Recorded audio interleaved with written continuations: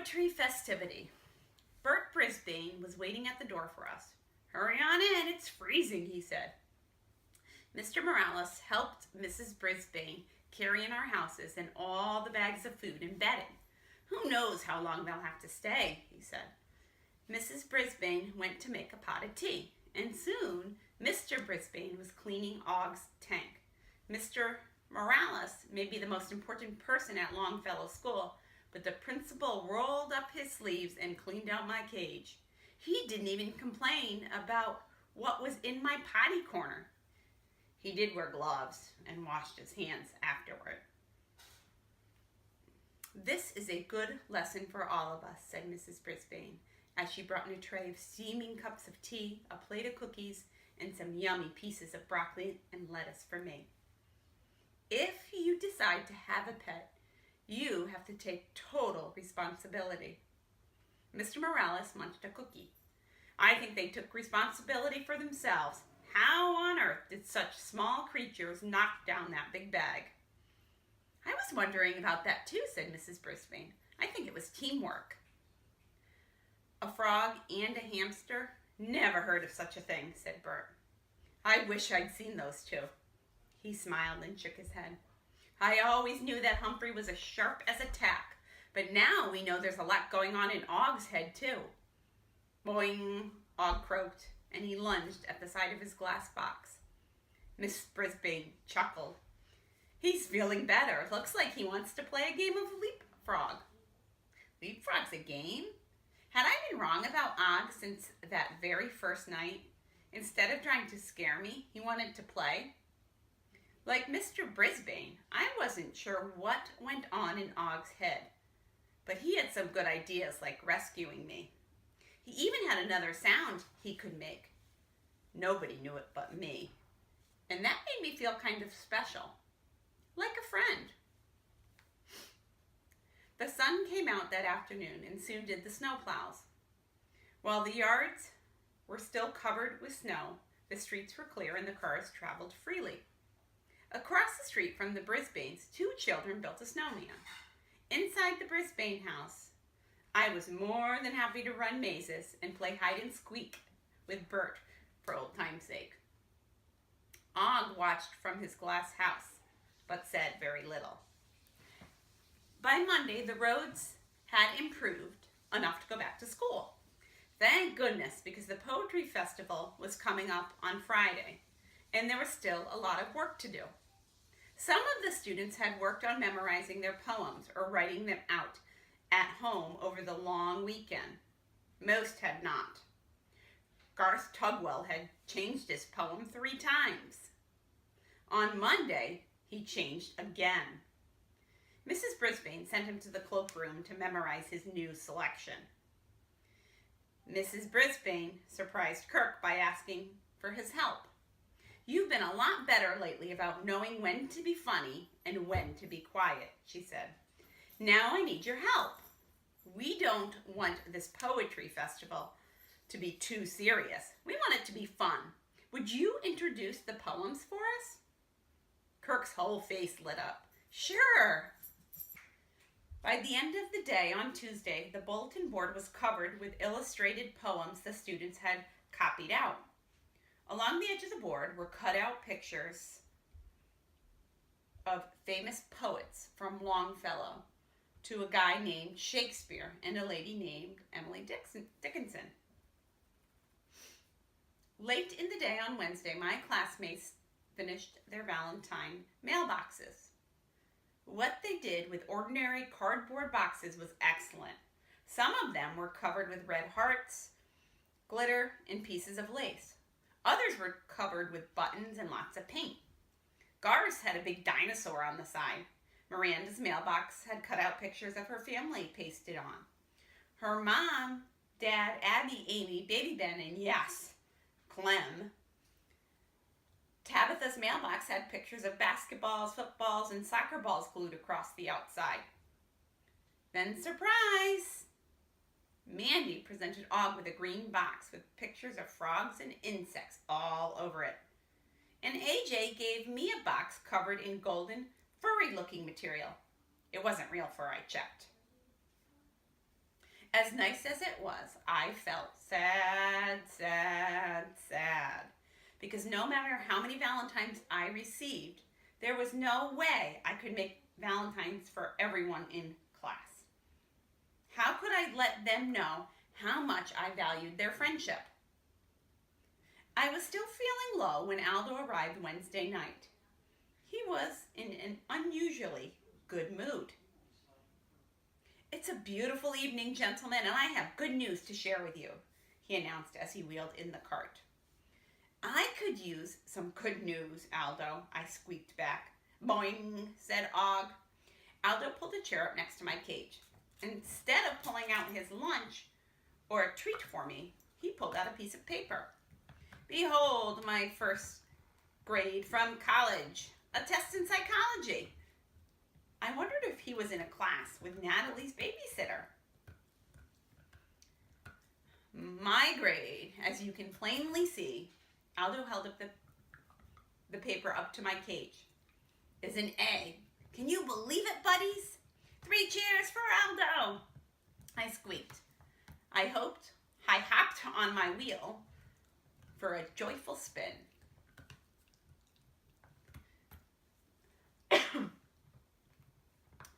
I haven't shown this to Maria yet. I'm saving it for her Valentine's present, along with some flowers and candy, of course. I think this grade will be her favorite gift. Aldo leaned back and smiled with satisfaction. Og dove into his pool with a huge splash. I think a little water got on Aldo, but he didn't seem to mind.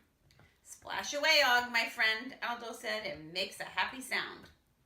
Og splashed because he was happy. All I thought about the splashing was that it was irritating. Aldo was grinning from ear to ear, almost like a frog.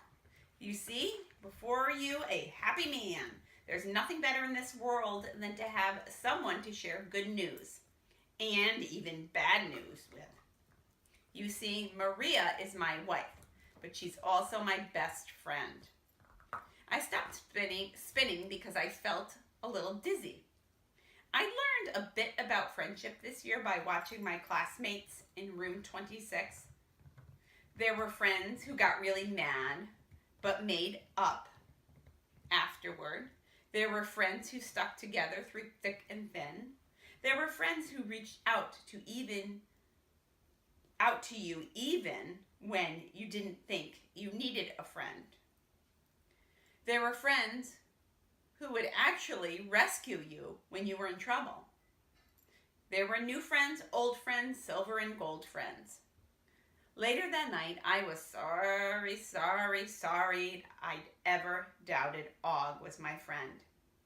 I hadn't understood that sometimes a frog feels jealous and sometimes he feels splash happy. But he had come through for me when I needed help. So how do you say thank you to a frog? I decided to write a poem. Not just a roses are red, frogs are green poem, but a poem that said what I really felt. I pulled out my notebook and started to write. The next day was spent rehearsing for the poetry festival and straightening up the room. Boy, those kids' tables can get pretty messy. I didn't pay much attention. I was hunkered down in my sleeping nest, writing my hamster heart out. Friday was Valentine's Day and everyone was excited. In the morning, the students mailed their Valentine cards in a big box on Mrs. Brisbane's desk. During recess, the teacher sorted out the cards and delivered them, humming happily as she dropped them in the boxes. After recess, the students opened their cards. There was a lot of giggling and even some crunching, since Mrs. Brisbane had also dropped candy hearts in all the mailboxes. Out of the blue, AJ shouted, "Hey, hold on here." That got everyone's attention. "I got a card from Martin Bean." Seth groaned loudly. "No, listen," he says. "He's sorry." AJ explained. I got one too, said Garth. Miranda and Heidi had also gotten I'm sorry cards from Marty. But he's so mean, Mandy blurted. People can change, said Mrs. Brisbane. I think it must have been quite difficult for Martin to write those cards. And he gave them to me to deliver. Maybe it's time to give him a second chance. Whew, giving Mean Bean a second chance wouldn't be easy. Yet I recalled that once he got started, he was actually pretty nice when he handed out prizes at the birthday party. Maybe Aldo's talk with him had done some good. No wonder he got that A in psychology. I'll give him a second chance, I exclaimed. Of course it came out squeak, squeak, squeak. I haven't forgotten you, Humphrey, said Mrs. Brisbane. She came over to help Og and me with our mailboxes. We received cards from all the students in class. Each one was special, but the one I remember the most was from Miranda. Though hamsters don't have a rhyme, I love you, Humphrey, all the time. She figured out how to write a poem with the word hamster in it after all. I had one more card in my mailbox. Then Og. It was from Brazil. Yes, Miss Mack had remembered me with a teeny little card that said, Humphrey, you will always be a special friend. Love, Miss Mack. She sent a letter to the whole class as well with greetings from her pupils in Brazil. As wonderful as it was to receive cards, I kept one eye on the clock all morning because I had a special mission to accomplish during lunch. A hamster's work is never done. The bell finally rang and the students left, which was good, but Mrs. Brisbane stayed behind, which was bad. She busily rearranged all the chairs into a big half circle. She picked scraps of paper off the floor and straightened a few tables. Wasn't this woman going to eat? At last, she glanced up at the clock, picked up her lunch bag, and hurried out of the room. I didn't have much time, so I tore a page out of my notebook, jiggled the lock that doesn't lock, flung open the door, and slid down the leg of the table. Og started boinging in alarm, but I didn't have time to explain. I raced across the floor as fast as my legs would carry me, straight to Mrs. Brisbane's desk. When I got there, I gasped with surprise. My plan was to climb up her chair and take a giant leap onto the desk. It was dangerous and risky, but sometimes you have to be bold. However, the teacher had ruined everything by moving her chair far, far, far away from her desk into the circle of other chairs. Even worse, her desk didn't have legs to climb up. It was a solid block of wood. My big plan was completely spoiled. The clock ticked away. My only choice was to set the piece of paper on the floor near her desk and scramble back to the table. I grabbed on the cord from the blinds and began to swing back and forth until I got up to the top of the table. I took the final leap and scurried back to my cage, pulling the cage door shut behind me. Boing, boing, boing, croaked Og. You'll understand soon, I told him. I hope.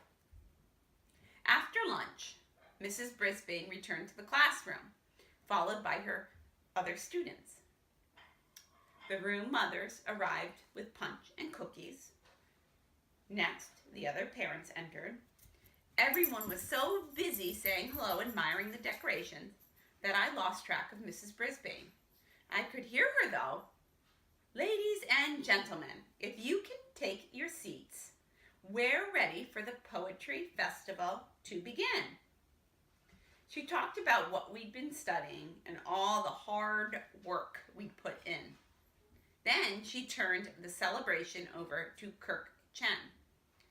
Kirk was in good form. He introduced each student with a short poem. The rhymes were funny, but they didn't hurt anyone's feelings. For instance, when it was Heidi's turn, Kirk said, "Here's something fun by Heidi Hopper. When it comes to poems, you can't top her." He introduced Tabitha by saying, "Tabitha's new butt boy. Can she rhyme? We hope she stays a long time." And for AJ's poem, he said, "AJ's poem makes him proud, so don't be surprised if he squeaks real loud." AJ did too. I was proud, proud, proud of my classmates, as one by one they stood in front of the room and recited their poems. Heidi recited the frog poem she wrote. Instead of her smiley poem, Tabitha performed a funny poem about a baseball player named Casey. Seha recited the dove poem. Pay Attention Art lost his place in his poem, but he started over again and did fine. If anybody forgot a word, Mrs. Brisbane whispered it, and nobody seemed to notice.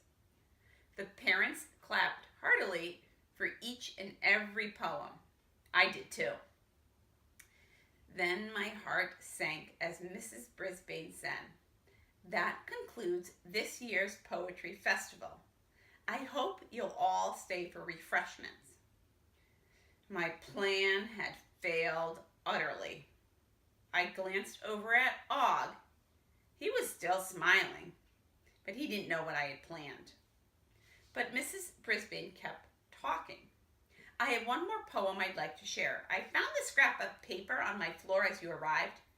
I think it expresses the feelings the children in this room have for each other.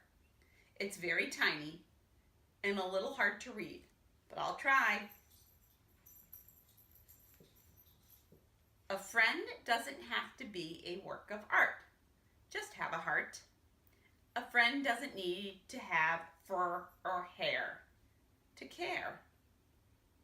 A friend doesn't have a thing to do, but like you, a friend doesn't need to say a word to be heard. It's not so hard to be a friend in the end." The room was silent until Heidi's mom started the applause and everyone joined in. "There's a scratchy kind of scribbling at the bottom. I can't make out the name," said Mrs. Brisbane. "Would the people who wrote this like to stand up and identify him or herself?" I was standing up all right, and I squeaked at the top of my voice, I wrote it, Frog. It's my Valentine for him." "Sounds like Humphrey knows who wrote it," Mr. Golden joked, and everybody laughed. Everybody except Og. "Boing, boing," he shouted, hopping up and down. At last, I'd gotten through to him, and now I knew exactly what he was saying. "You're welcome, Og," I replied. "You're welcome, you grinning, green, lumpy, bumpy, hairless, Google-eyed, cricket-eating friend. You're entirely welcome." Later that night, I looked over at Og as he dove into the swimming pool with a giant splash. He looked the same as ever, yet everything was different. What had seemed like a sneery leer was really a friendly grin. The splashing that once annoyed me made me feel good because I knew Og was happy, happy, happy. And the lunge that once scared me meant Og wanted to play a game. Sometimes humans are hard to understand, especially when they act mean, like Marty Bean, or get crabby, like Abby. But with patience and a little psychology, you can usually figure them out. It's the same with frogs and even hamsters. I made a few mistakes, but I managed to keep my old friends in room 26 and make a new one too. Suddenly, my heart went boing as I thought about my shiny silver new friend, my friend Og.